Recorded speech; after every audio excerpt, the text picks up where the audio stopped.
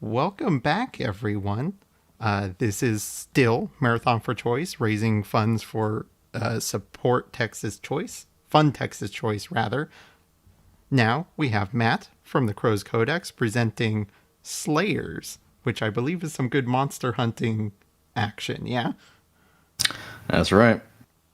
So whenever you're ready, take it away. All right. Hi, I'm Matt. My pronouns are he, him, and I'll be the GM today. Before we get into the thick of things, let's go around our table here and introduce the players. We're going to start with Babs. Babs, say hello and tell us anything you might want to promote. Barbara Perez Marquez. You can find me online at Mustache Babs. I'm a writer and recent turned hobby streamer. So you can find me on Twitter, Coffee, and Twitch now. So glad to be here. Cool. Next up, we have Alyssa. Alyssa, say hello. Hello, y'all. My name is Alyssa. My pronouns are they, them, and you can find me on Twitter and online at a disaster queer. And we also have Sarah with us today. Sarah, who are you? Hi, I'm Sarah. I'm an artist. You can find me on Twitter at SarahBerryT, Tea. I also spend way too much time playing the critically acclaimed MMO Final Fantasy XIV with a free trial that goes all the way up to level 60, including the award-winning expansion Heavensward. So, yeah. It would be remiss if we didn't say exactly those words when talking about that game. Exactly. You get it. You understand. Thank you, Sarah. And again, I'm Matt. I'm the GM for the Crow's Codex, a podcast for cursed stories. You can find it on Twitter at the Codex and crowscodex.com. Today, though, as mentioned before, we're going to be playing Slayers by Gila RPGs, a wonderful RPG about hunting monsters and getting to the fun of it. Without too much more pomp and circumstance, let's get into it then. So, let me set the scene for you here. Every year, the city of Yarmouth experiences a peculiar lunar event. For 48 hours, the sun does not rise, and the moon is lost in the stars, casting the world into deep darkness. It is this event which draws those that chitter, buzz, and fly in the night. Any caught outside during this extended darkness are not safe. Lately, the critters in the shadows have grown bolder and have broken into homes. In response, teams of hunters roam the streets, protecting the city and dispatching the dangers. They call this the Night of the Hunt, and this year it has gone on well past its normal 2 days. Running through the streets, a young man with a torch knocks over broken barrels. From inside the safety of their homes, denizens of Yarmouth watch the diffused warm light through windows made of oversized insect wings. Something follows his frantic pace, crawling along the walls and obscuring the view. As he stumbles into a plaza lined with glistening wet cobblestones, he trips and falls before a statue of an axe-wielding woman wearing a long coat and a hat adorned with moth antennae. The man crawls just out of reach from a pouncing mosquito the size of a pony. Cowering next to a placard denoting this as a monument to Marianne, the first hunter, the insect prepares to feast upon its prey. Alyssa, what happens next? Almost so from behind the statue, behind the axe, we see another great axe suddenly come forth and cleave through this insect. It's being wielded by a muscular figure in all black. They have sort of short black hair, light brown skin, and a very stoic expression. And they look down to this boy who's being attacked and say, "Get to safety." He trembles and scurries away, but not fast enough. An earwig, not that dissimilar to the size of a golden retriever, comes out of the shadows and tries to snap at him with a pincer. Barbs, what happens next?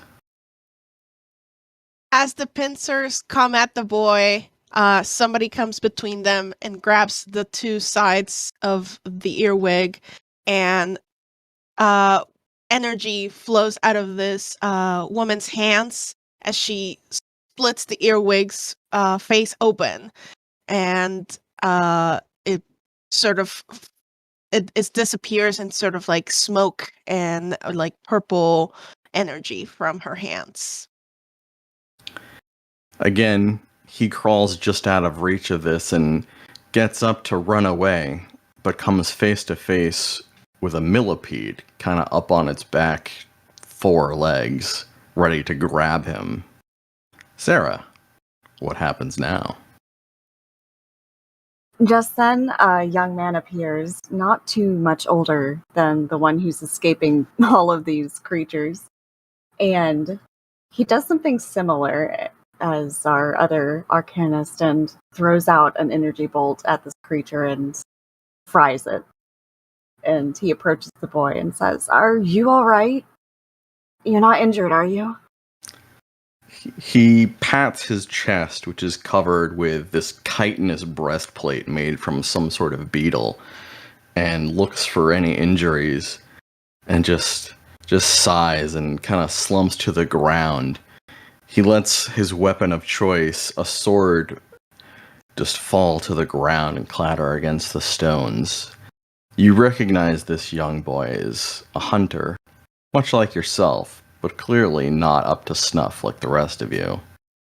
The critters that had been following him dispatched, you're left alone with him in this little plaza, and he looks up to the 3 of you and says, This city's finished. There's nothing to do anymore. This is just my life now. It's nothing but eternal darkness and critters coming from the shadows to kill me. I don't know what to do.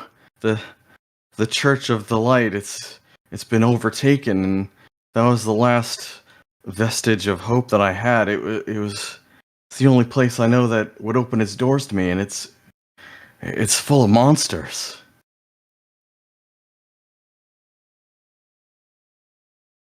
Well, there's only one thing to do then, isn't there? We should take care of the monsters. And Aurelia is sort of like standing watch, looking away from the group as sort of this conversation happens, and she nods solemnly and sort of says, "Yeah, I mean, let's find him a spot where you can hide away. You probably shouldn't be out here if that's your outlook. You'll be there next meal that way. But we can take a look at the church for sure." He snuffs out his torch and looks around and finds himself a barrel tucked into an alleyway, climbs into it, and closes the top over himself. From inside, you hear him shouting, "You do whatever you want to do. I'm staying in here till it's all over." It's a wise choice for you. So, as denizens of this city as well, you know that somewhere in this city, just with the mental map that you have, that church that he was talking about lies somewhere to the west. From this plaza, though, you know that there are 2 possible ways to get there. You could follow the streets to the north and then west again, or if you want to get out from this darkened sky, you could try the sewers.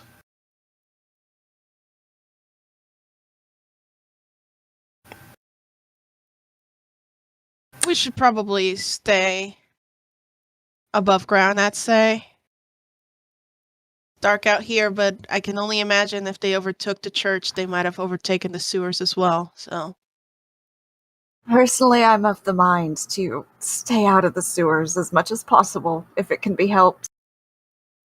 I agree, and we have more likelihood of running into people out here and being able to help them as well than we do in the sewers. Very well. So then you proceed north, up the streets. Your travel takes you up a flight of stairs and into a much wider stretch of street. You come across, first, this lamppost, and up at the top, this globe is giving off a faint yellow light from these little glowing moth-like critters that are floating around inside of it. I'll say, Nico, you know that this lamppost should not be alone. There's definitely 3 others in this area that would normally be lit during this time of the night. And as you consider that thought, you notice that, true enough, there are 3 other lampposts in this immediate area, but there's something wrapped around the tops of them. Something like someone draped a jacket over them or something to that effect. How would you like to proceed here? I'm going to whisper to the rest of my team. It looks like there are some creatures up ahead. Do we want to try and fight them, or should we go around? If no one's in danger, then perhaps for now, go around. All right. I will ask for one of you to give me a stealth roll. And that'll be your success or failure for the entire party. Boy. He's not me. Not me. Okay, All you right. said not it. All right, that's me, I guess. I will try to find us a path sort of on the outskirt this sort of horde ahead of us. So I will roll stealth. Cool. It's a 2. Okay. All right. So that is under 4, which denotes it as a miss. So tell me, do you accidentally find a tin can or accidentally like lose some change in a pocket with a hole in it? What happens here? Yeah, I think that, there's a cart parked on the side of the street left behind from the shuffle to get out of the streets. And, we successfully hide behind it. But, Aurelia sort of like bumps into it enough that it creaks. And it only moves just a few inches. And for a moment, we think it's okay. But one of the barrels that was in the cart sort of unlatches itself and rolls out and onto the cobblestones. So with this mostly quiet scene disrupted, suddenly whatever's wrapped around those lampposts begins peeling itself off. At first you see 2 thin antennae kind of unfurl from underneath, and then following that, whatever creature's attached kind of lifts its upper half up, and it is apparently upside down and gazes upon you. You can see these 2 insect-like eyes that are just sort of filled with a little bit of residual light that then sort of like fades out like a dying fire, And 3 moths kind of unwrap themselves from these lampposts and begin advancing on you. And we are entering combat. We will begin then, though, with Nico, since you are the fastest. Yeah, so I think that Nico is going to sort of move from behind the cart in just a protective stance in front of the other 2, raising their axe at the ready. And then I'm going to enable my protector's bond with, let's say, Aurelia. Okay. Which we can get into what that does if it comes up. All All right. Anything else that you can do? That's it for this turn. Okay. The first of the moths, the nearest one, runs at you. The wings kind of go back, almost like a cloak, and it's reaching out with these awful little fingers, and the proboscis unfurls from its mouth, this awful part of an insect's, I guess, bug's anatomy, and it tries to, like, stab you with it. Let's roll. And it got a 6, so it jabs you and then starts pulling blood out of you. You take 2 damage. Another one kind of runs up and tries to do the same. that one, you see it more coming this time. You're more prepared for this, and it just does not quite get purchased on you with its nasty mouth parts. But the third one kind of leaps over you, flutters, and tries to descend upon Laurent, doing basically the same thing here. And that is another 6. So, Laurent, you're going to take 2 damage. Ooh. Oof. And then we get to Barbara and Sarah. Or I should say Aurelia and Laurent. Since you both go on the same speed, whoever wants to go first may go first. Barbara, All right, go ahead I'll if you take want. it. Yeah.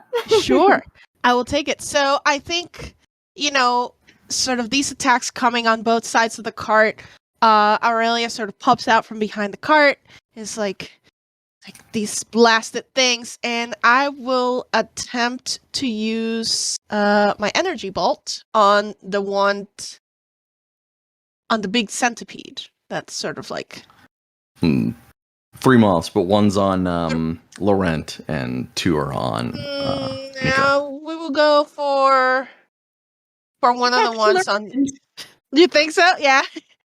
Okay, we will do for Laurent then. I'm gonna attempt to use energy bolt to sort of essentially come out of hiding and place a hand on its wing to sort of scorch it. So Okay. we will. That is a 4. That's a which hit. It's a hit, and 2 damage per hit. So. Okay, so that was 1 hit. Mm-hmm. So that takes 2 damage.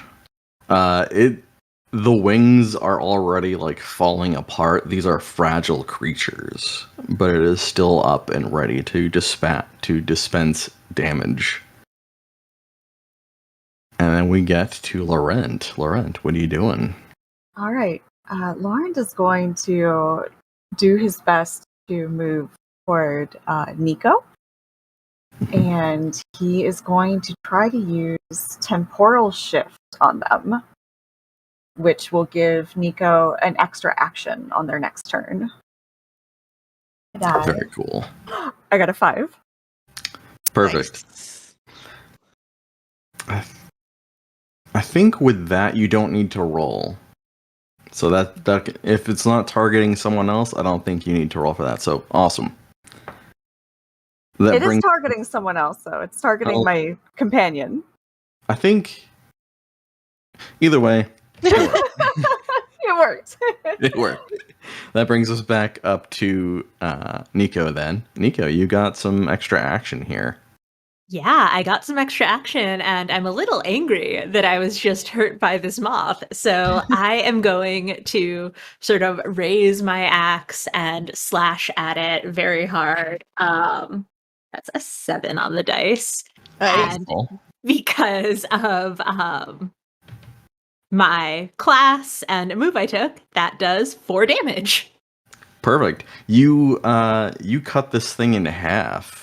The axe comes down, the moth just kind of falls apart after being bisected, and then starts quickly turning into dust.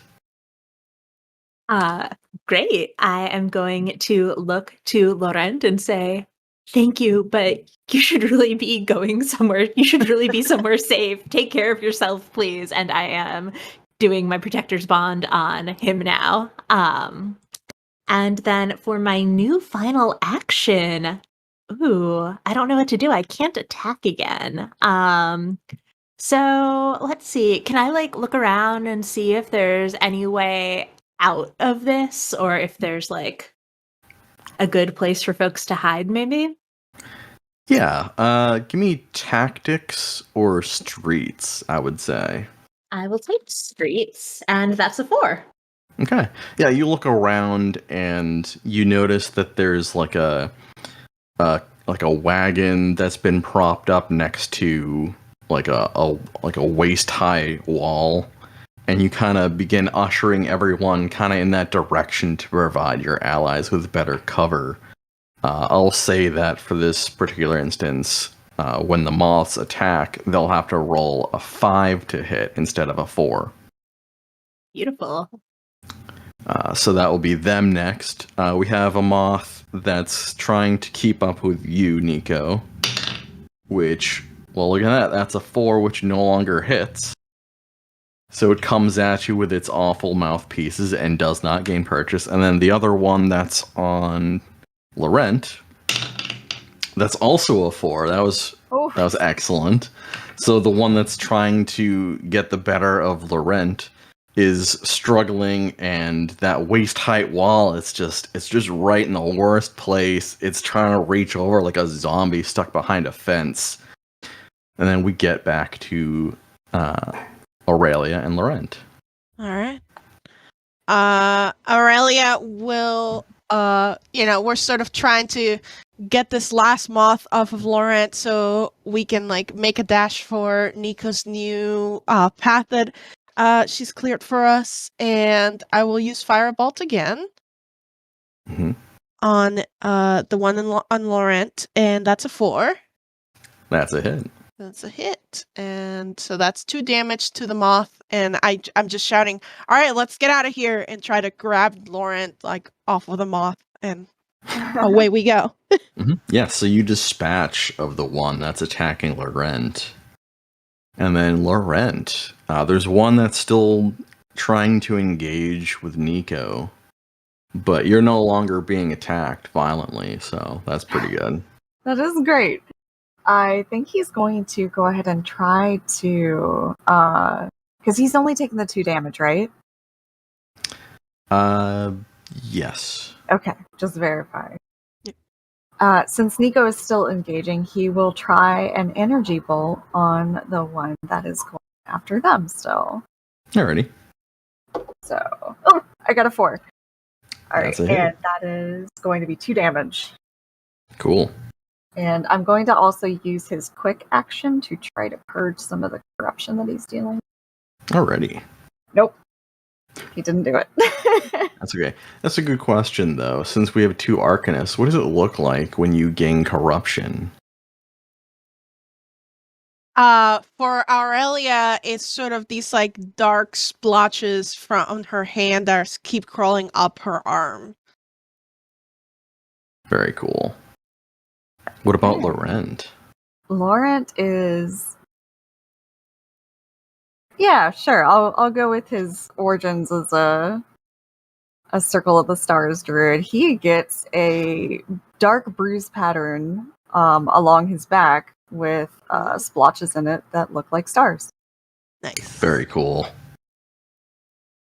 So yeah, you fight off these moths and then begin quickly making haste away from the situation. You can tell that you're getting much closer to that aforementioned church. In the sky above, what looks almost like dark cloud cover, you can see just a tiny bit of light reflecting back down onto you.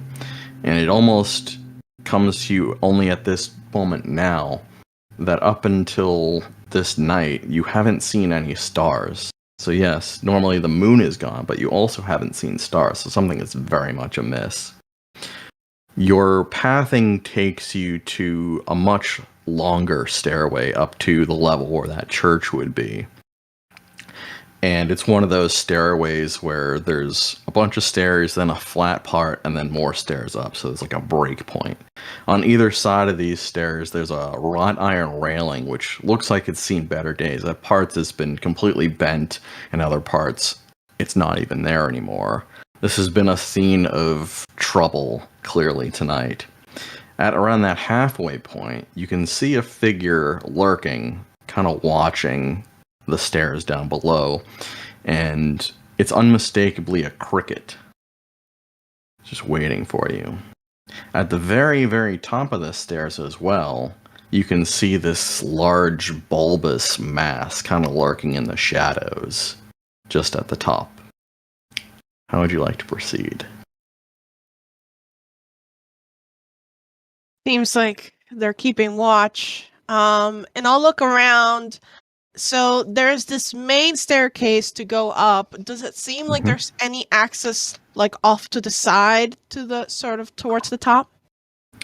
Yeah, so if you look kind of over the railings, you can see that down below there's like a garden which has been a little bit overtaken by spider webs. It's not a terribly awful fall, and those spider webs might soften the fall as well. If you wanted to try to get away from this and kind of just jump off the side, you could. You would know that that would take you down kind of more on the sewers level. Yeah. And again, you know that you could technically reach your end goal via the sewers as well. So Through there. Yeah. So what do we want? The welcoming committee, or do we want to try to hide our approach a little? I'm a little worried that landing on spider webs is going to scale up some spiders, but it Quite might be possibly. better than whatever that cricket calls. Or potentially worse. All right. I mean, so any votes? No? Do you want me to choose? Perhaps we could sneak up on the cricket? All right. You certainly could try that. I'll ask for another stealth roll, and whoever wants to make the roll for the party may do so. I got a whopping D6 in stealth. I don't know if anybody fares any better. We all do. So do I. We all do. Nobody Perfect. picked stealth. Love Nobody this. picked stealth. Laura, what we like? I think like we're sort of to Okay. the side trying to strategize, and I'm like, okay, Lauren, do you want to try your hand I'll at try. sneaking on it? We'll obviously back you up. Like if anything goes awry. All right, I'll do my best. And Laurent does his best with exactly a 4. Perfect. So, tell me, how does Laurent approach this? What is their way of stealthing, either up these stairs or somehow around the situation entirely? All right, so he'll do his best to stick to the shadows and go to the furthest side of the stairs away from the cricket and sort of lead the way that way. Okay. So you're kind of like sneaking like as far away as possible, trying to stay out of its like line of sight, like Metal Gear Solid style. Yeah, but keeping it within line of sight also to cast a spell or use an attack on it, rather. All right. So yeah, you very carefully creep up these stairs one after the other. There's a moment around the halfway point where your foot catches something like a small pebble or a bone from who knows what, and it clatters down the stairs, but it's not loud enough to draw the attention of this cricket. And you have that moment where you're like so close to this giant bug that you feel like you could reach out and just like push it off the stairs if you wanted to. Do you want to? Laurent Is a does good not want question. to, but perhaps one of his companions does. I would absolutely love to try that. Alright. Go ahead and roll me an agile or brawn. Yeah, I'll be going about this the muscle way. Yeah. Sounds fair. Is Yes. a 9 on the die. All right. In what way does this happen? Do you like kick it off with a lot of pomp and circumstance? Do you just like tackle it and throw it? What happens here? I think that since we are still kind of trying to be stealthy, Nico sort of changes grip on her giant axe and like uses sort of the flat of the blade to just like Nice. swat it off. Like Nice. playing tennis with it. Exactly. Yep. Nice. The cricket tumbles down into the darkness, and you see it get caught up in those awful spider webs down below. You see the back parts kind of open up, and it begins to try to make that cricket noise, which you would expect to be quite loud given its size. But it's getting all caught up in that web, and before you know it, this giant spider kind of crawls out from the shadows and begins just wrapping the cricket up very quickly before it has a chance to do anything. As you get all the way up these stairs, you find yourself face to face with this giant bug, this enormous round beetle creature that's somewhat long and has this multi-sectioned back plate like an armadillo. and it looks at you with these tiny little beady eyes without any clear intent to do anything to you. It's surprisingly passive. And what you're looking at right now is a vastly oversized roly-poly bug. Oh, And it's looking at you like it has no idea what to do right now. And like Aurelia sort of like checking its like tracking, like putting her hand in front of her to sort of see like, I think we're probably safe to go past. Yeah, it's watching your hand, but it's sort of just like this enormous, passive, expectant creature. And as you move past it, it doesn't impede you, and it just sort of waits for the next thing to roll down the stairs at. Well, that's You're- the easiest thing tonight, I'd say. if it's not going to bother us, I don't want to bother it. Yeah. Agreed. As you continue westwards down these torn up streets, you pass by a house where someone has lights on, and the door has been broken open, unfortunately. It looks like some beetle parts have scraped along the side. The wood frame has been bowed out in a way, so like something has pushed its way into this person's home, and you can hear the sound of a ruckus inside. Do you want to enter this home and find out if there's anything going on in here that you should take care of, or do you want to stay eyes on the prize? Lauren immediately wants to go in and help. Yeah, I think we all make eye contact and sort of like nudge just our move heads for like, it. let's go. Yeah. Yeah. We'll Alright. enter the home.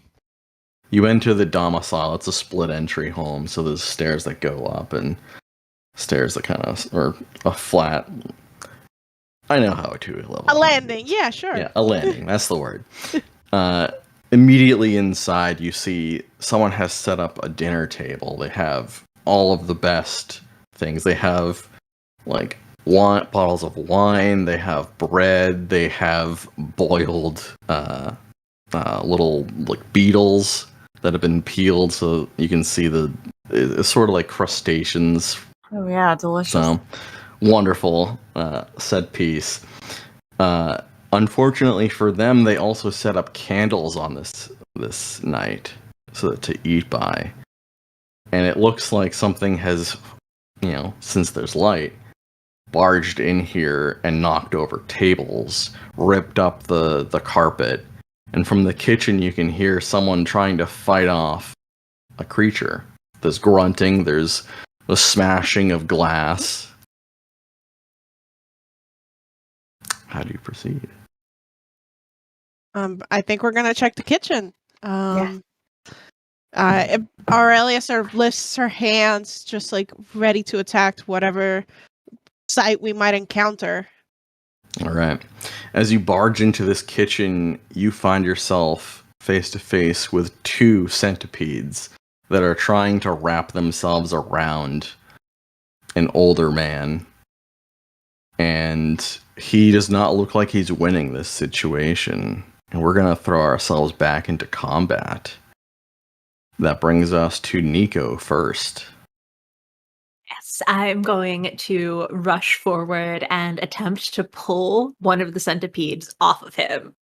Both sort of to help him, and so maybe my two magic companions can have a better shot at them without hitting this old man. All right. Give me brawn. That's just a 4. That's still good.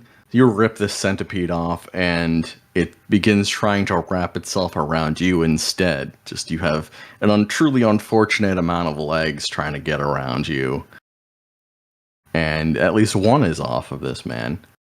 The one that is on you then, since it is now its turn, is going to try to bite you as much as it can. And that is a 1. So you're fighting it off. It can't make purchase on your face or whatever I suppose it would be going for first. The other centipede, though, is trying to do the same thing to your fellow citizen, and that is unfortunately a 4. So this person is now bleeding from the shoulder where these mandibles have gotten into their flesh, bringing us to Laurent and Aurelia. Laurent, do you want to go first, or shall I? Sure. Yeah, I think go for it. Laurent will react almost immediately to this man getting injured, and he's going to try to heal him. Okay. So let me roll my 6. See if I got a 4. I don't know if I chose my weighted dice today or what, but boy, I'm not going to complain. So let me see how much That's he perfect. heals. Yeah, it's 1d6 HP per hit, and he got a whopping 1 HP back. Okay. Solid. Yep, I'm So- also Mhm. gonna roll my d8 for my corruption. Sure. I got a 6 that time, so I get to take 1 away. Cool. Yeah, you reach out with your magics to help this person, and already that wound is starting to close up with magic stitches. What about Aurelia? Since Lawrence sort of jumps towards the citizen, I think Aurelia, Nico's wrestling the centipede, and she reaches out a hand and she will cast Hex on it, on Mhm. the centipede, and let's see what that does. That is a 4. So Cool. I choose an effect, and it will last until the end of the target's next turn. And we will do that. Target must roll a 5+ to hit. So Cool. That brings us back up to Nico. You got yourself a centipede on you. Yeah, I'm going to sort of, I guess, like wiggle in its grasp a little bit so that I can actually like get to my axe, and I'm gonna try and hit it. All right. Oh, perfect. That is an 8. So Excellent. I do 2 damage. And then I will. Oh, sorry, I do 3 damage. Mhm. And I will use my quick action to use Protector's Bond on, let's say, Aurelia, because she's helping me right now. So, gonna look out for her. All right. You wrestle out of this thing's grasp and bring the axe down and crack right through its outer shell. And its awful bug insides begin pooling in this person's kitchen that they're unfortunately going to have to clean up later. There is still one more centipede, though, which is going to unwrap from the older man and try to scuttle and snap at the heels of Aurelia. That is going to be a 5, so you're going to take 1 damage. But you do not take 1 damage because I Ooh. set my Protector's Bond on you. So Nice. basically, where the sort of centipede snapped at you, instead of hurting or seeing any sort of blood, we see like that sort of bruising and blood show up on Nika's body before quickly like dissipating. Woo, Cool. fancy. That brings us to Aurelia and Laurent again. All right.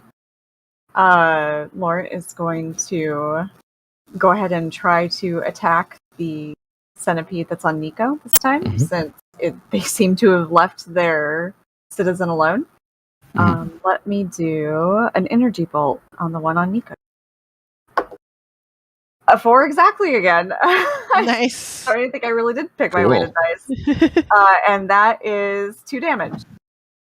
All right. So that one actually, you hit it with the energy bolt, and you see it stop for a moment. All the legs stop, and then it kind of slides out from the position it was previously in. It effectively molts and just leaves its exoskeleton behind, and then tries to crawl up the wall onto the ceiling and is trying to make a break for it. Is that allowed? Wow. Mhm. Also, That I want to brings point out I've been rolling my anti-corruption dice every time. These are not Yep. weighted. I've been getting under 4 every time. Totally fine. Totally fine. That's good to hear. What brings us back up to Nico, though? It's trying to get away.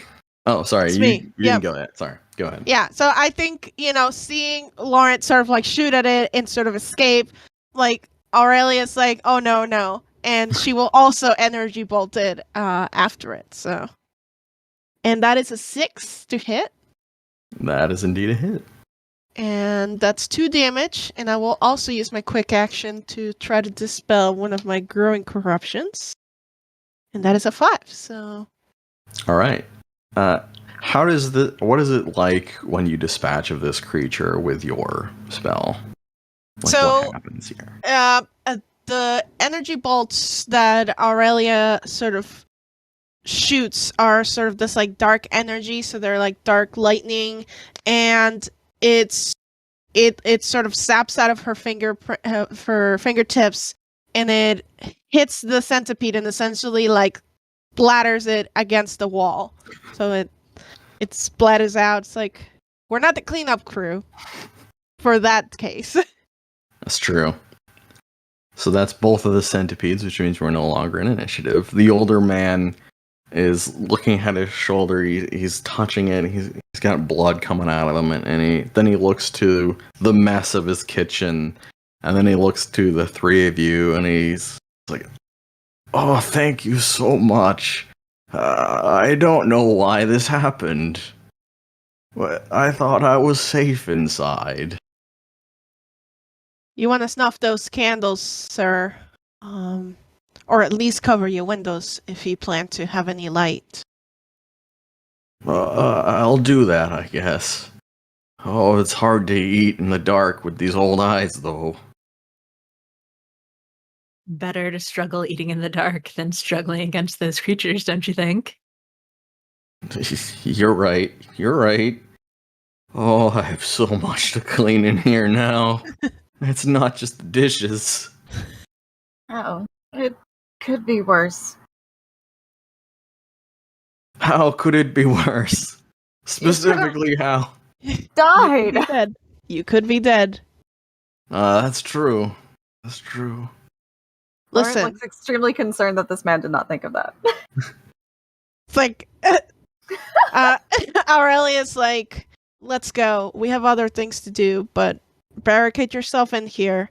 And on our way out, she'll like snuff the candle with her fingertips. Just like, and don't turn these on. And like, leave us in darkness. It looks cool. It does look cool. You look cool as hell as you leave this man's house. And you continue westward through these ever-widening streets. You come to this section of kind of Main Street now, where there's crates and barrels that have been just strewn about here after some manner of ruckus happened. It looks like someone was attacked. Someone who didn't get inside early enough. Around here, though, you can spot quite a number, up to 7 or so, little bugs, kind of flat-backed, mottled coloring on them, all kind of tucked into little crevices and corners here. They're like puppy-sized stink bugs. Oh. And in the middle, perched on top of a pile of refuse, is another cricket that's looking around, looking for anything that might be coming through here. You can see not far from here, though, just a couple jumps and skips down this road, you see the church, though, and there's this sort of diffuse light blue pillar of light coming out of the top of it. How would you like to proceed? Can I try and think of if there's like a way around through the streets or across buildings, maybe, to avoid all these stink bugs? Sure. Let's try either tactics or streets. I went with streets and rolled a 3. Alright. You know that there at least used to be an alleyway kind of over the rails over there that you could get into and kind of get along the side of this church. You go over there, and it looks like someone has patched that up. They've sort of extended their home into the Lian space, probably illegally, and now there's not even enough space to blow a leaf down that alleyway. Can I also Mhm. attempt streets by any chance? Sure. These are your streets. You grew up here. They're my streets. That's a 7. They're my streets. So, Aurelia, you probably had the same thought, and you come up behind Nico, and you're like, actually, there's another way we could do this. If we go back a couple of buildings, there's a ladder that'll get us roof access. So you backtrack a little bit, and sure enough, you find that building. You get up this rickety ladder on top of these very heavily sloped roofs here.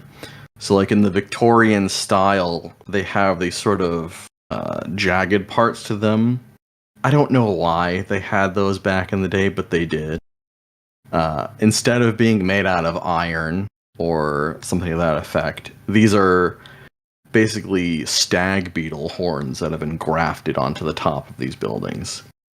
Maybe it's for exactly this sort of thing, the night of the hunt. But that's what you're dealing with. You climb up over these heavily sloped roofs, and you come down the other side, and sure enough, you can see the roof of the Church of Light. Just a little jump, and you could get yourself onto the roof here. Fortunately, down below, it doesn't look like there's anything jagged that would really hurt if you fell on it. But it could hurt anyways. Just in case. To get onto the roof, you're going to have to give me an agile. And I'm going to need this from each of you this time. Oh boy. Oh boy.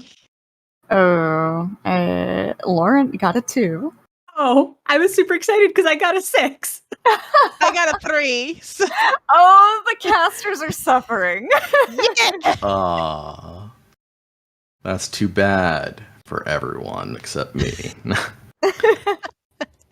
So Nico, you show off to everyone how cool you are. You run, jump, and get on there. Parkour. Perfect. Parkour. Unfortunately, Aurelia and Laurent, you almost make the jump. And then in the case of Aurelia, your foot almost gets there, and then it's like you just don't have enough floor momentum to keep yourself and go up there, and you fall, and you get yourself just by the hands, like just on the edge, Blade Runner style. Almost in the exact same way, Laurent, you jump, and you don't have enough momentum to make it, but you do have enough momentum to almost slap against the wall and grab onto Aurelia's legs. Oh my gosh. Sorry, Aurelia. So Nico, you can give me a brawn to try to pull these other two up here. Oh, thank God, it's a 6. All right. Show off to the class how good Nico is at this.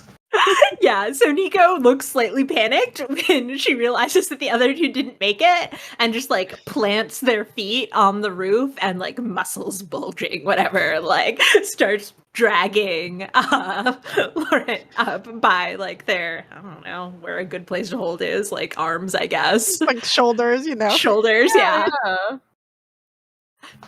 right. You get yourselves all the way up onto this church. And here, at the top here, you can see that there's this glass dome with multiple lenses built into it, much like an insect's eye, how they have like hundreds of little lenses built into them. There's that light coming up from it. And as you look over at it, get up close and try to peer in, it's this almost blinding light coming up through it. If you let your eyes adjust a little bit, though, you can see that there's a few critters down in here. You can see 2 balconies and sort of a central figure in the center here, manipulating some magical situation in the center. That center part is definitely where that light's coming from. It's like a beam coming up into your face. You know that if you wanted to, you could break this priceless piece of glass and get yourselves a jump on whatever's going down in here. Or if you follow the roof down to like a balcony on the outside, you could find a way down into it that wouldn't immediately cause a ruckus and probably not draw the attention of anything around here. Yeah, I think as Aurelia sort of like peering in with everybody, I think she sort of suggests just like we probably want to get a better view from the inside. Maybe one of those balconies, and she sort of points through the glass to one of the balconies, see if maybe we can find our way there. Nico had been like positioning their axe like with the heft side down, ready to like duh, and then just like, oh yeah, no, that's a good idea. Mhm. I agree. Well, let's not break anything just yet. All right. You find your way down onto one of those balconies, kind of on like the second floor of this church. Crawl, kind of like hang down the side and then like swing yourself in, and you enter into basically the sleeping chambers of whatever clergy might be here. They're currently empty, and fortunately, there's no light going on in here. No one's left a candle, there's no anything like that. So you have the cover of darkness as you begin creeping through the halls and rooms. You come across the first thing that you get to, which is this long hallway that kind of runs the outside length of the church. Somewhere in the middle, there's a creature kind of leaning over something, and you can hear wet sucking noises and slurping and the light crunch and break of meat. Oh no. If you were to go the other way, you could go around the other side of the church, and kind of peeking along that way, you can see that there's a roaming cricket with two of those sort of stink beetles as like guard dogs kind of patrolling here. Do you have any preference here? Maybe we should go after that creature that seems preoccupied. We get the drop on it, perhaps. Yeah, I agreed. agree. All right. So you creep up that hallway towards that thing that was feasting, and you get yourself to what the in-game term is near. So in a movement, you could get up to it, and it's undoubtedly another one of those vampiric moths, and it's definitely sucking the blood out of one of the clergy here. This unfortunate person who wears this regalia of light white and light blue and gold trimmings. Unfortunately for them, it doesn't look like if you were to interfere here, they would be getting up anytime soon. But you do have a chance to get a jump on this thing. Aurelia, as we get closer, since we are near, I'm gonna try to use Hex on it, and I'd like to boost it. Okay. Yeah. So, do. That is a 5. All right. That is a hit. I am going to choose target cannot move, so it will last 2 turns instead. Okay. Cool. I'll put in my notes, it cannot move. All right. So it is pinned to the ground here, and it looks up, and you can see like red in its eyes. It's in sort of like a feeding frenzy, say, and it's looking at the three of you, and you see it try to launch itself at you, but it's pinned here. It can't get to you. That brings us to Nico, since we are now in combat again. What's up? Yeah, I will get into range, and I'm just gonna try and slash at one of its wings, I guess. Yeah. That is a 6, so That'll be a hit. 3 damage. Ooh, 3 damage. You mess it up quite a bit, and it starts on unleashing this ashy dust, which gets all up in your nostrils. It kind of fills the hallway a little bit. It smells like mothballs. Ugh. For the purposes of this combat encounter now, everyone will roll with disadvantage because of this awful dust, which means you'll roll twice every time you try to hit, and you will take the worst of the rolls. And it would retreat, but it can't, so that brings us to Aurelia and Laurent. All right. You want to take it? Sure. Take it. He's gonna try to do an energy bolt at this thing and do some damage. All right. Roll twice. All right. First roll is a 2, so I don't think it's happening. Yep, I rolled 2 twice. Yeah, at least it was 2 2s and not a 2 and a good roll. So your energy bolt comes out, arcs through the hallway, and just barely misses. Maybe some disturbance in the fog, maybe just you couldn't judge the distance. It just didn't happen, unfortunately. What about Aurelia? I will attempt to also energy bolted at a disadvantage. We'll take it. It's a 4 and a 1. So. All right. So there's something about this mist that's really messing up with ranged attacks. But and I have a technical question. Sure. So because we're running at a disadvantage and my hex was boosted, my corruption's at 2 and I rolled a 1. So do we roll from the Bane? That'd be correct, yeah. Bane list? Okay. That is a 4. So I can't use quick action next turn. All right. There we have it. But the good news of that is that your corruption is gone since that fired off. All right. That brings us back up to Nico. This thing's still trying to get away, but it's not its turn yet.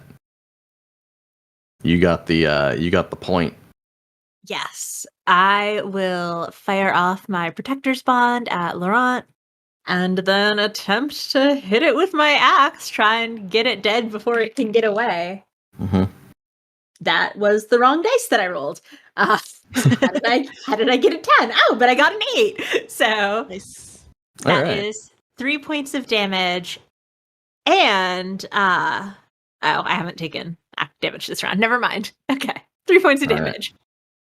All right, so 3 points of damage puts it on the floor and no longer moving. So you come in with the axe. The dust still lingers. It's just awful, and it's slowly settling. So it's heavy particles, but this clergyman is no longer. You don't recognize the face, but there'll be time enough later to figure that out. Your pathing takes you around the church perimeter again, down some stairs, and it ends up putting you behind where essentially the altar would be. As you kind of come into this main room, along the east and west side here, there are these balcony sort of situations like you might have for a choir. And there's little steps leading up on either side. So again, for the east and west, there's these balconies. On each one of these is a cricket. As you peek around this altar, which depicts a clergyman in stone that would be holding something, it's almost like cradling a lamb, you could say. But whatever it was holding has been taken out and placed in the center of this room in this glowing magical sigil. The object that was taken is like a effigy of a firefly. The bottom, like, glowing part of the firefly is this sort of light blue crystal, though, that is giving off all of that light. Standing across the room before this sigil, facing you but having not noticed you yet, is a much larger moth than the others that you've found before. The inside of the wings are red, and the outside is sort of this blackish fur is what it's like. Around the neck is that like white Victorian ruffle style thing, but this is like puffy, and it would be cute if it weren't this terrible nightmare creature. And it's hyper focused on the light, and it's using its thin insect arms to sort of guide the light upwards, not that it needs any help. It's a vampire moth. It's exactly right. Oh my gosh. They're a real thing, but they're not this cool. Oh, they're this cool here. Yeah. That's what matters. Exactly. You again have an opportunity to either get a jump on things or do whatever you would like to do to prepare for this. If you would like to purge corruption or heal, nothing has noticed yet. So If someone would like to attempt to heal me a little bit, I would appreciate that. Yes, Laurent would be happy to attempt to do a heal on you. Let's try it.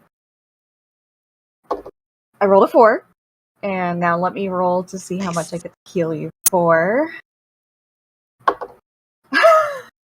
A 1 again, which is just what I do. Apparently, I roll reasonably well, and then I roll horrible for the actual number.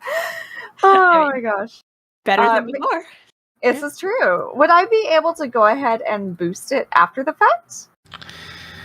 normally no, but since this is a one shot, who cares? Let's go for it.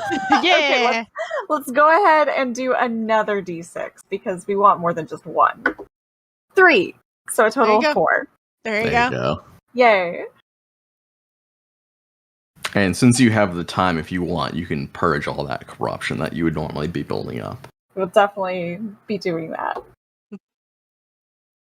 All right. Is there anything you would like to do in preparation? I think as Laurent sort of heals Nico, Aurelia sort of like takes in sort of like what we've been described, and she sort of whispers to the groups like, all right, well, Laurent and I could take the crickets and hopefully stop it from calling upon any reinforcements. Nico, would you be able to be on the lookout? And then maybe we could take the drop on the big moth, whatever it is enchanting or chanting for. We probably want to stop that sooner rather than later. Yeah, I wonder if we want to try and destroy that glowing effigy before. I mean, if you two can do it at range. Actually, can Laurent sort of use his study skill to decide if that would be a good idea? Like, do we want to destroy it, or That is a would be something we want to do? fantastic idea, actually. Okay. His study is a detail. Looking at it with your magic eyes. He's gonna look with his magic eyes. I got an 8. All right. Yeah, you suspect, given the structure of this thing, and given what you might know in the fringes of your knowledge of the Church of Light, breaking that object won't actually solve your problem. It could, in fact, make things much worse. Okay. So Laurent will convey that to his companions. He'll say, no, we definitely don't want to destroy that. We just need to get it out of that sigil, I think. Sad face. Nico wants to smash, though. Nico Wow. smash. Why don't we work on smashing the moth then? Yeah. All So what's right. the game plan? How would you like to do this? As other mats, I hear say, tabletop sphere. I guess, is there such a thing as sort of like going in like, I guess since we're getting the drop on it, could we all sort of go in tandem so we can like both go for the cricket and then Nico go for the moth? Yeah, you could totally do that. That would basically put you all far, I will say, from each other. So to get back to each other, you would have to do a move action twice to get kind of back into the center. Okay. Yeah. Sorry, you were going to say something. No, you're good. So yeah, I think if people are okay with that as a group, maybe put us far, and maybe energy bolt. I mean, it's reliable. Yeah, Lauren has his ready as well. Yeah. So and then Nico and like Laura, Aurelia looks at Nico, and you can smash all you want at the moment. I have a question for you, though, Alyssa. What is there a range for your like bond thing? Yeah, so my range is near or engaged, which means I won't be Okay. able to use the bond Okay. until I move back towards the other two. Okay. I'm going to claim that I totally plan. All right. So if we want to execute this game plan, then I'm going to have 3 stealth rolls. Oh from man. you. All right. I got a 2 for 6. me. Wonderful. 1. Love this. Oh Good thing we're street smarts and not combat smarts, I guess. What about you, Sarah? no. I got a 6. Oh, well, there you go. Lauren's gone. We're like, It was a distraction. Obviously, this Yeah. was planned. Everything's going perfectly according to plan. Laurent, then, would you like to, by the end of this resolution, be engaged or near to your cricket? I'll say near. I mean, he doesn't even have to be near actually, because Energy Bolt has a range of far. yeah. Like it can be near and far. Okay. So he'll be within energy bolting distance. Let's go with that. Okay. He likes to stay safe. And he's going to go ahead and try to energy bolt it. All right. I will let you have the alpha strike, as they say. All right. That's a 4. And That's a hit. that is 2 damage. Okay. That was 2 damage for that cricket. So yeah, you begin trying to sneak into this situation, and Laurent unleashes that energy bolt, hits the cricket, which doubles over but isn't quite down. And the other 2 creatures in this church look upon you, and then immediately sees Nico and Aurelia trying to sneak to their positions. And the main vampire moth here draws its wings up into itself in a Dracula-like way, then reaches out with its insect hand and snaps. The light in the center turns bright red, casting the entire room into this blood hue, and we enter into combat. It jumps up, and it looks like it's trying to descend upon Nico. And actually, we're going to go to the top of initiative in this case, so that'll be it. It jumps up and then, like, leaps down upon you, and, like, the wings come down and try to wrap around you in the same motion. And it is trying to bite into you with its awful proboscis. And that is going to be a 5. So you're going to take 2 damage as it pulls blood out of you. Then we're going to go to Nico, actually, since you were the second fastest. Yes. Can I try and like wrestle it off of me and maybe like pin it to the ground or something? Yeah, give me a Baron. Oh no, that's good. That's a 10. Perfect. Yeah, you get it off of you. The proboscis pulls out of you. There's a little trickle of blood that comes out with it. But you have it, and you wanted to pin it to the ground, basically keep it from moving everywhere. Yeah. All right. Yeah, if you want to do a quick action, you can do that and that. Okay, great. Then, well, my quick action is Protector's Bond, which everyone is out of range for. Mm. You could, like, drag it into a different position in the room if you want to bring it near someone. Yeah, let's do that. All right. you push it down to the ground and just start, like, smearing it across this church floor over to someone. Do you want to bring them closer to Laurent or Aurelia? Aurelia, I think. Okay. And that will bring us to the crickets. So, you are now going to be near Aurelia. Yep. The crickets, the back parts start to chirp and they fill this wonderful church, this building designed for making voices heard everywhere you're inside of it, fills with this awful discordant sound. Everyone who rolls damage in here that isn't an insect will be dealing one last damage as long as they're making that noise. Oof. And that brings us to Laurent and Aurelia. Oh boy. Do you mind if I take this? Go for it. Okay. I am in the, I'm just like dashing towards this cricket, making the noise. I'm like, you stop that right now.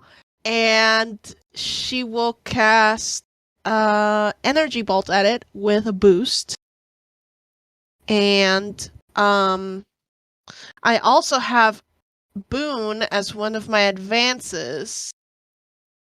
So that allows me to do a D8. So hopefully that's a 6. Yeah. That's good. Very cool. So at a boost, that makes it 3 damage on the cricket.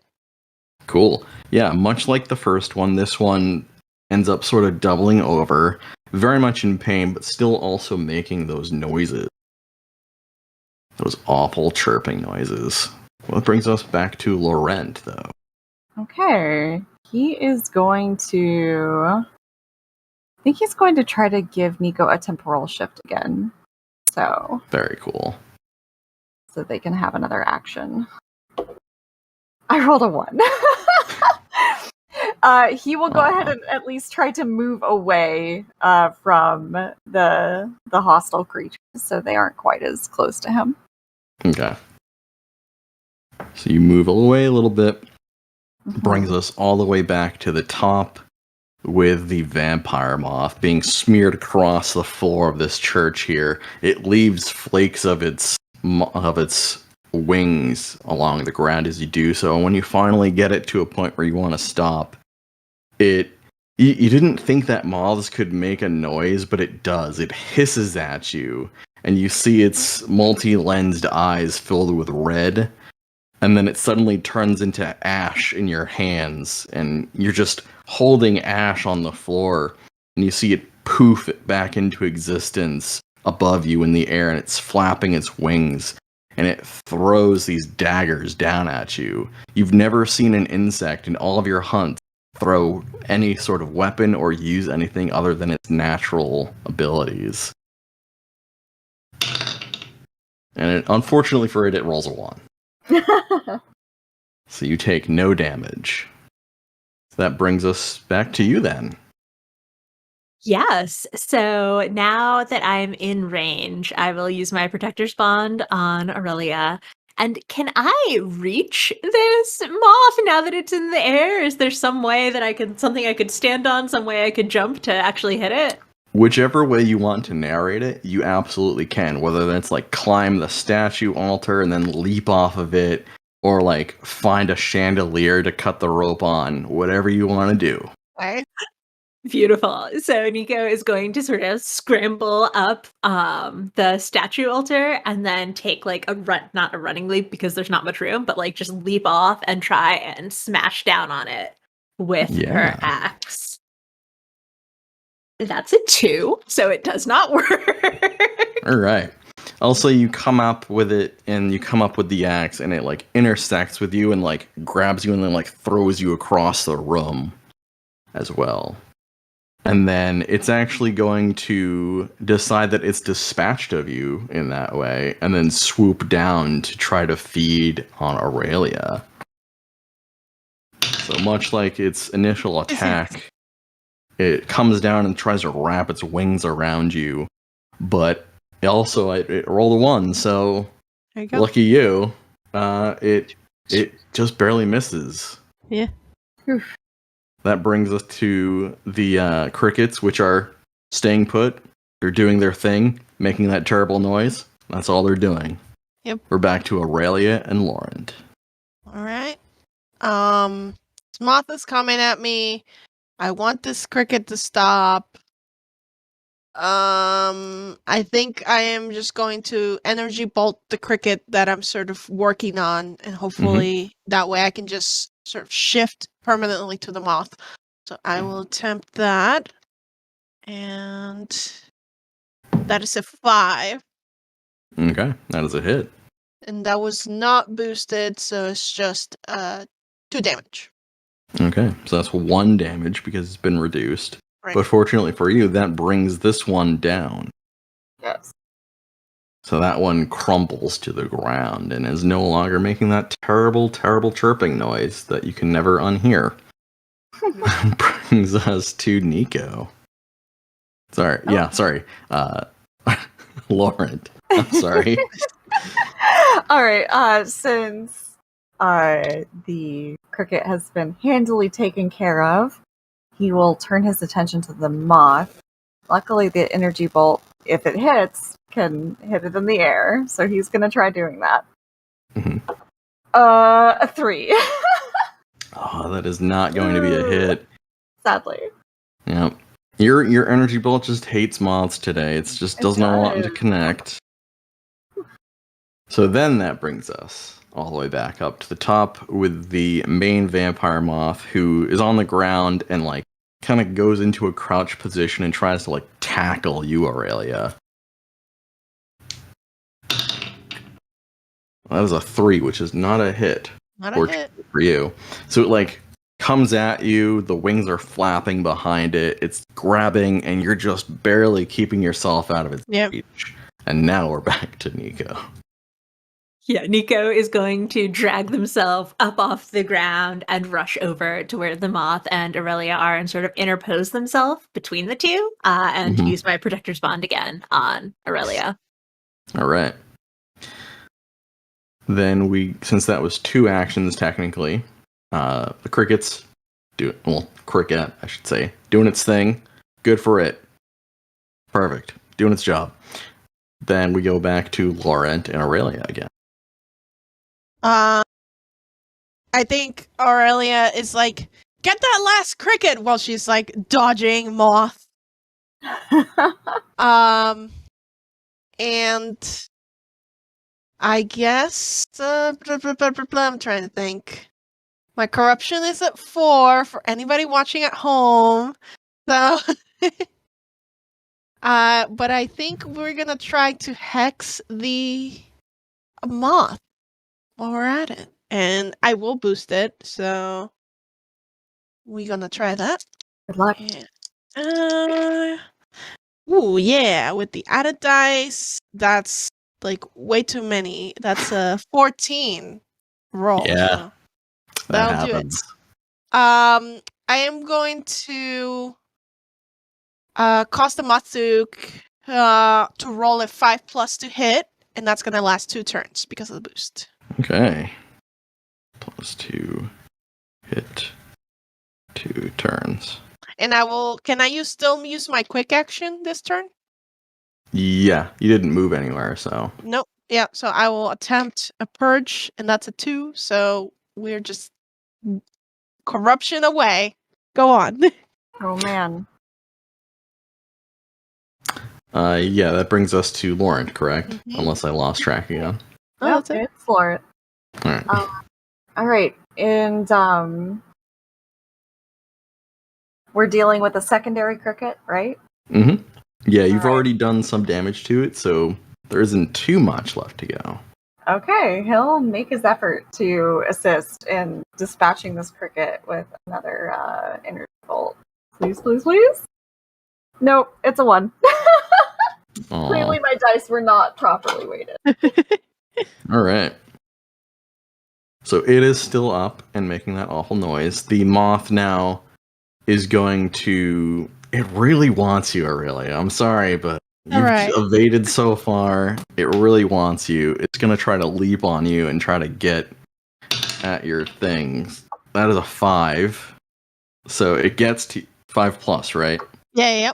Yeah. So it gets to you, wraps its arms around you, and just sticks its uncurled proboscis into your neck and pulls blood out from you. That's 2 damage. So I get to take that because of the Protector's Bond. Mhm. So I think that, maybe it's still like sticking its proboscis into you and you can see like blood sort of pulling out of Nico's body instead. Yeah. All right. And then it's going to... It has another action it can do. It's going to try to jump over to you, Nico. It's going to like leap off of Aurelia and try to pounce on you. That's a 1. So it like jumps off Aurelia and like flies for a second and then like comes down on you almost like a hawk. Or at least it tried, and you were just a little bit too ahead of it. And that brings us to you, Nico. Yeah, I'm going to re-up my Protector's Bond on Aurelia and attempt to hit this moth that's trying to hit me.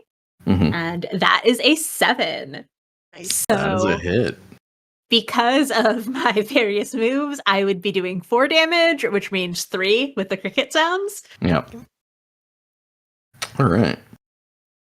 So you come in with the axe, give it a good old chop, and you see not like the normal gooey, mostly translucent bug stuff come out of it. Blood comes out of the moth, which makes sense. It has been drinking our blood. Yeah. And crickets just doing its thing. Crickets be cricketing. Still happening. Brings us to Aurelia and Laurent. All right. I am going to. It's got another turn of corruption, so I will just switch over to an energy bolt. All right. And so, technical question: if I were to, yeah, I'm gonna boost it again. So that would take my corruption beyond the table. So that just like an auto. It would only go up to the highest that it could go. Yeah. All right. So then I will roll. Which is 7, right? That's right. Yeah. All right. So this energy bolt. Let's see what happens. That is a 7. So that triggers the corruption table too. All right. But it hits, right? That does hit. I would really like you to tell me what this looks like, because you are just full on corrupted, and then you hit it with an energy bolt, and it all just like a lot of stuff happens at once. What's going on here? So I think, Nico's sort of been like channeling off Aurelia's damage, but she's sort of like been like chanting under her breath, trying to avoid the moth. And I think she sort of builds up enough energy, and like you see this sort of like wispy smoke situation that's sort of crawled up all the way to her elbows at this point. And she comes at the moth and just like unleashes it all upon it. And that's sort of that energy bolt. And you see that it sort of like crawls up to her eyes.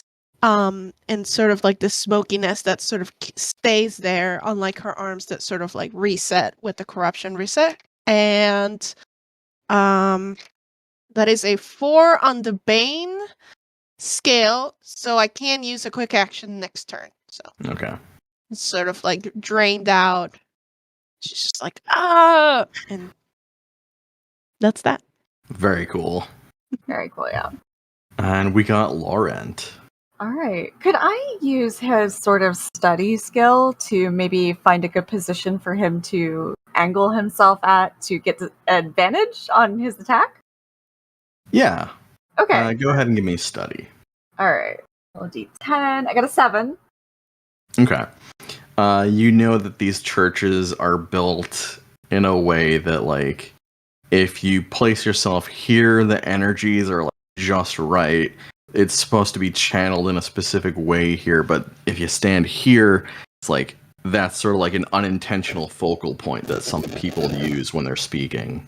Okay, cool. So he will use that to his advantage then and get advantage on his energy bolt going after this damn cricket. Right. So let me do 2 rolls. One was a 1 and the other one was a 5. So he finally got a hit off on the cricket. Yeah. That's what you get for studying. Yeah. Exactly. See that? Read. Exactly. All right. And damage. Is it reducing the damage? No, it would Okay, not be. cool. Then 2 damage. Okay, yeah. Boop boop. That cricket goes down. Just it makes like when like a guitar falls and it makes that like prang sound.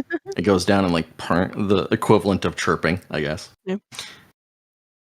All right, that one's down. You're no longer dealing with the negatives to your damage. That's good. Nice. We'll get back to the vampire moth, which is trying to get the best of you, Nico. It reaches out and tries to like stab you with more knives first. That's a Those 2. moth knives. You know how moths carry knives. The 2 will not connect for you, and instead it'll like jump up and then try to leap on you and try to grab you with its awful legs as well. And that is going to be a 6, so it like jumps up, does like a flutter, and then like comes down, much like a hawk. So you take 2 damage. Cool. And then it is your turn. Okay, I'm going to keep re-upping this bond because it's the only thing that's keeping me alive above the table.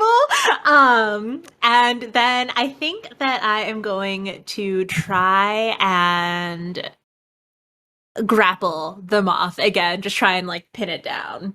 Mm-hmm. So that is an 8. All right, that'll hit. Yeah. So yeah, that's 2. So you grab it and you're like holding it in place. Like, no, this is it. You stay. Let my friends beat on you with energy bolts or whatever. Exactly. Stay put.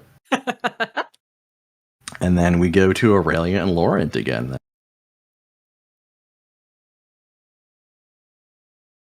Can I propose something for rule of cool? Sure. So I have luckily, because of Nico, thanks to Nico, I have not lost any HP. But I would like to use Siphon and essentially propose that Nico gets the HP boost were it to hit the moth. I like that. Cool. I'm cool with this. All right, great. So I will use Siphon. So I will roll for that. And I do need to be engaged for it, so I did move forward. Mhm. I engaged the moth, and I rolled a 5. So target loses 2 HP, and there is a 1 HP gain. So it's 1, but it's something. It's For something, Nico. yeah. Yeah. That's something. And All that's, right. Yeah. What about Laurent? All right. I think he is going to keep up the offense on this moth, and he's going to try to hit it with an energy bolt. All right. Fingers crossed. I rolled a 1 again. You know, as you do. As you do. As you do. How's your corruption table doing, Lawrence? I've actually been doing really well. Oh, good. I've Good. literally been rolling 4 or above Nice. every single time I've been rolling, so he's just at 1 corruption. Nice. Yeah. Cool. Very lucky. Yeah. I mean, in one way at least. Yeah. All right. All right. So you've got this moth wrapped up. It's pretty much incapable of attacking anyone but you, Nico. So that's exactly what it's going to do. The proboscis, it's out. It's trying to get you, and normally there's sort of like one tube. This one, it like splits at the end like a snake's tongue.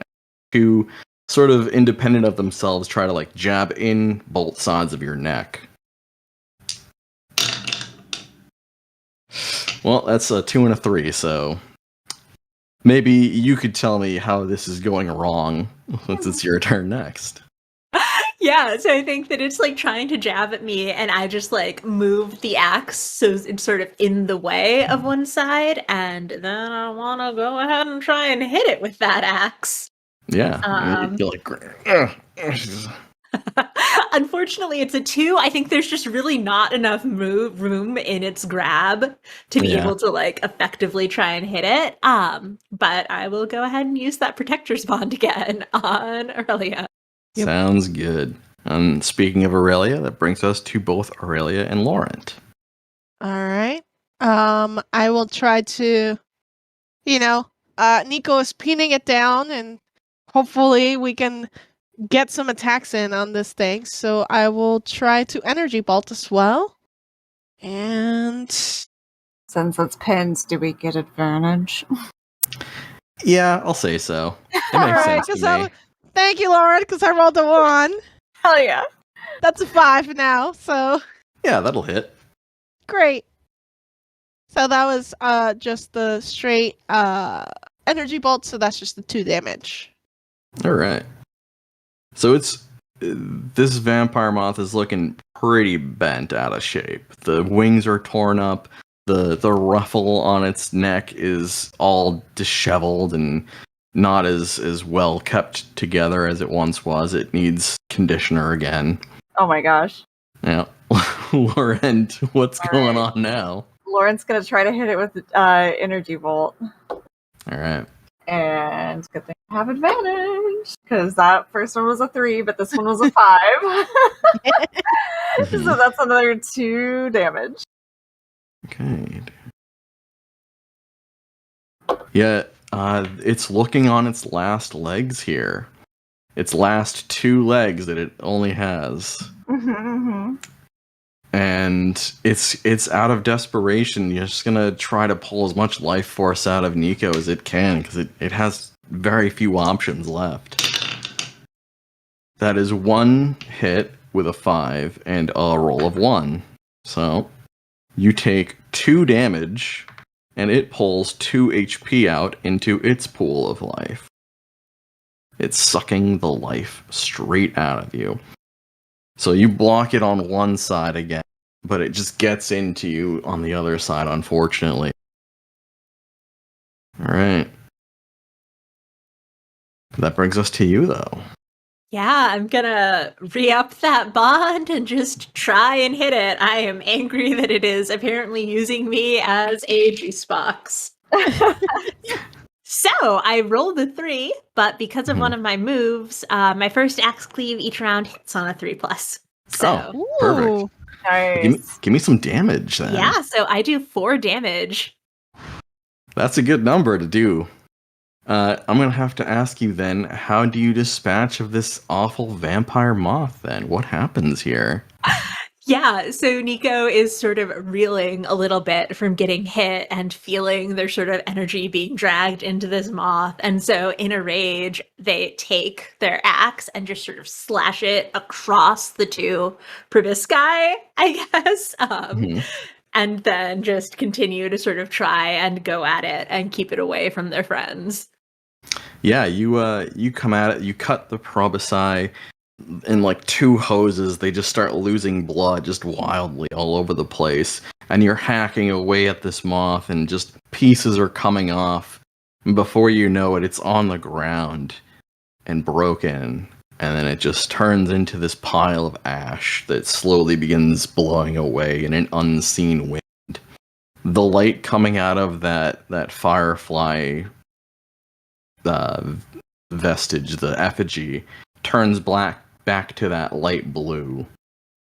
And then you start to hear the sound of just light flapping hitting the windows of this church, like someone slapping blankets against the wall, and you can see these beady eyes looking at you from outside of these many, many moths just looking at you, trying to get in, but they can't.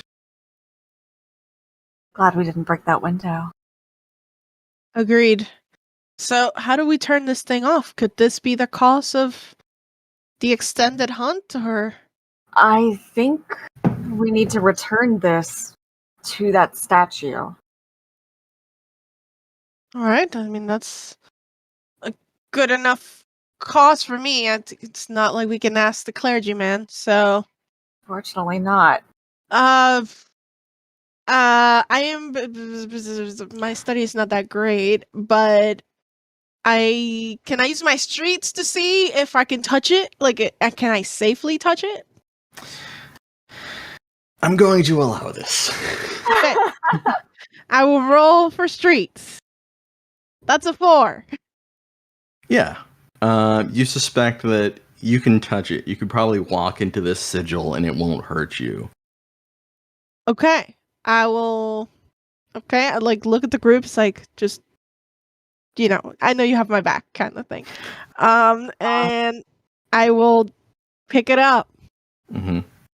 Yeah, you pick it up, and it's still glowing while it's within the range of the sigil, but as you move it out, it turns back into that mostly just translucent material that it is.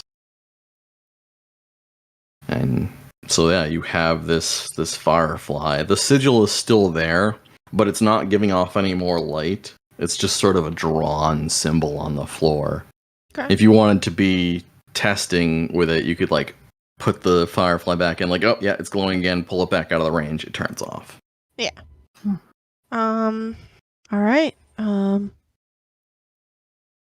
Any other ideas? I'm going to look at Laurent, and if he doesn't shake his head at me, I'm going to try and like scuff out the sigil with my foot. Yeah, Can- you just Okay. I was going to say, can Laurent use his study to kind of tell if this is a good idea? yes, that sounds Okay. like a fantastic idea. Got a 4. Mm-hmm. Yeah, Scraping by.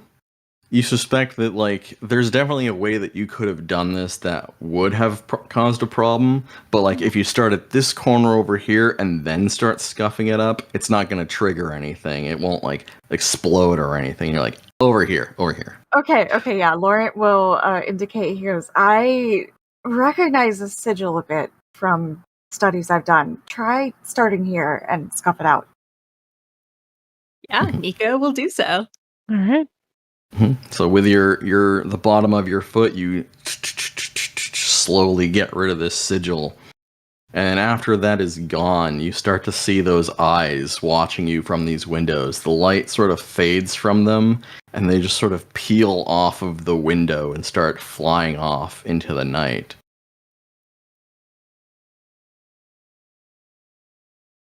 Well, that seemed to work. What are you doing with the effigy? Shall we put this back, or, I mean, if it was cause for trouble, then it might be worth keeping away from the general public. Perhaps, but what would we do with it? Study it, channel its energy. I mean, there's a number of things we could use it for, I guess. That's true enough.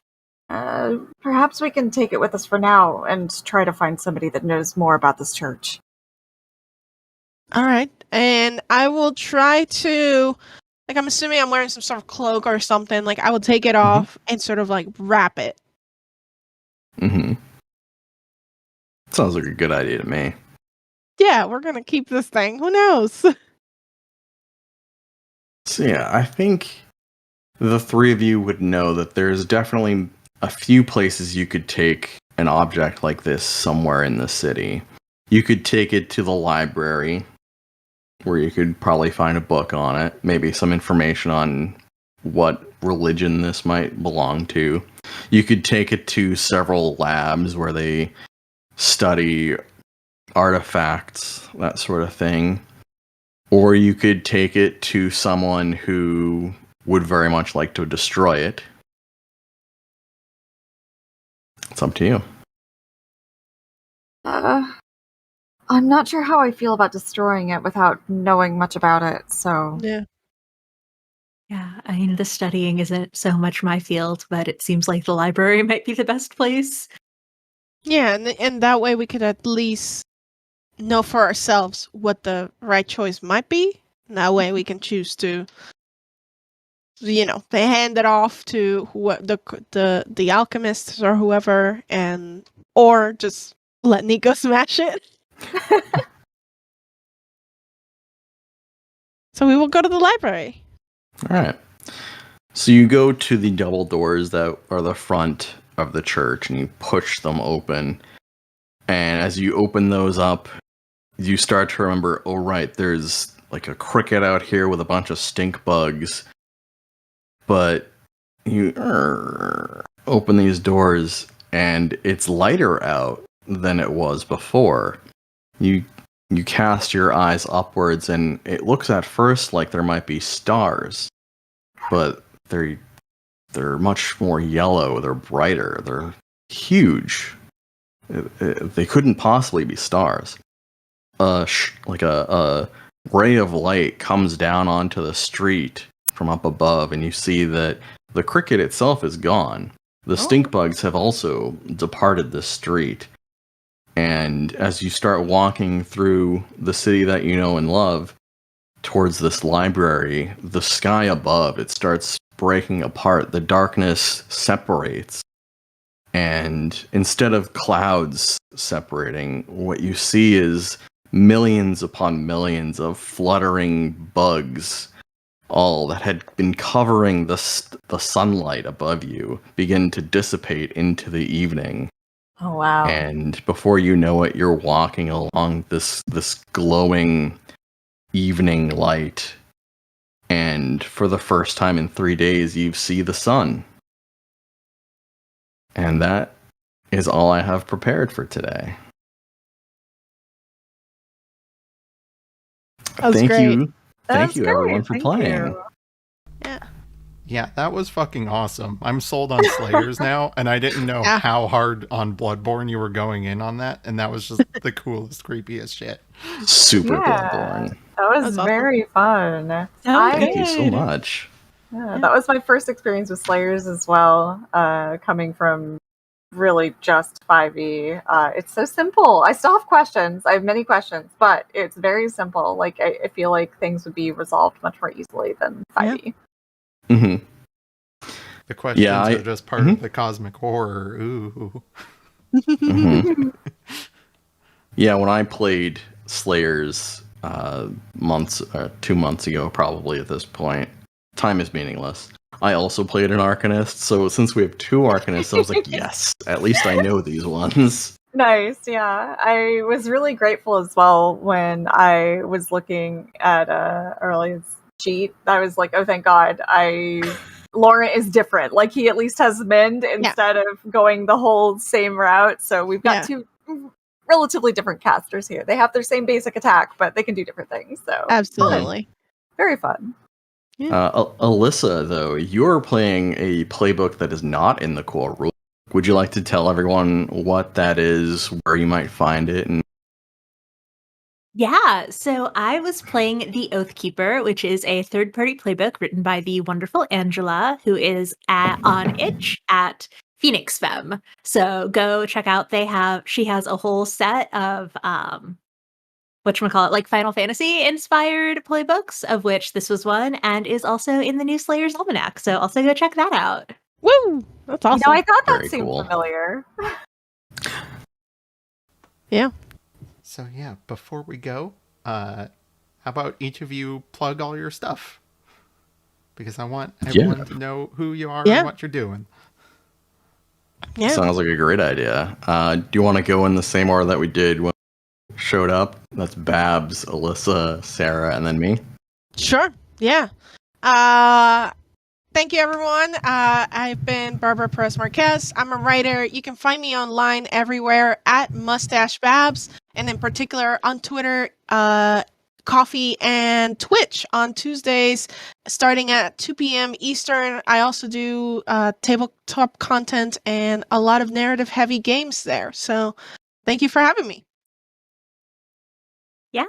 Hi, y'all. I'm Alyssa. You can find me on Twitter at A Disaster Queer. You can also find me on itch at A Disaster Queer, where I just put up a game. It is called I Want Your Bite. It is a hack of Rudicky's it is called I Want Your Pack.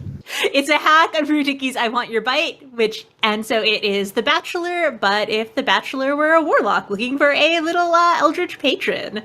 So yeah, check that out. And also tomorrow I am going to be on TTRPG Gyps Roll for Rob. I realize I just pronounced that word in a controversial way. I apologize. But I will be playing Monster Care Squad in space. So that is at 1:30 Pacific. Awesome. And I'm Sarah. I am a character designer and a writer, an artist. The art that you were looking at of Laurent was designed and done by me. And my Twitter is Sarah Berry T, Sarah with an H, and TEA, like the drink. on Twitter. Yeah, and I'm Matt. I run the Crows Codex podcast, which you can find at crowscodex.com, on Twitter at the Codex. You can find it everywhere that podcasts are. Pay for it, you got ripped off. Currently, we're playing Ryutama, which is this wonderful Japanese tabletop game that is sort of like a Studio Ghibli Oregon Trail. Our current story is Poison of Prophecy, which is all about fortune telling and prophecy in a sort of gentle post-apocalyptic world based on Norse mythology. If you liked Babs, she's on it as well. I sure am. I'm working on a thing, a 5th edition module one-shot that I hope to put out this month, called The Thorn and Brum. It's spooky like this, but more of like a witchcrafty kind of spooky than gothic horror. So I'll be posting about that at some point. Very nice. Yeah, awesome. Thank you all for coming. Thank you, Matt, for running. Thank you for organizing it. This was a lot of work. Yeah, it is. But all the work is made a lot easier by just being able to listen to people like you and everyone running experienced RPG players doing their thing, and it warms my heart. Just as a reminder for the viewers, the charity we are donating to is Fund Texas Choice. You can find it on Tiltify or the pinned link in the chat.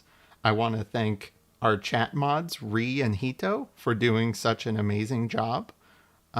Next up, we have Fire Emblem Awakening playthrough with Cassidy, and all of us in the server can kind of jump on and voice act and leave whenever we want. So it's going to be sort of a looser, more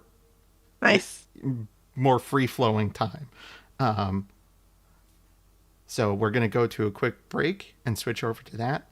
Thank you, all of you. Thank you. Thank you.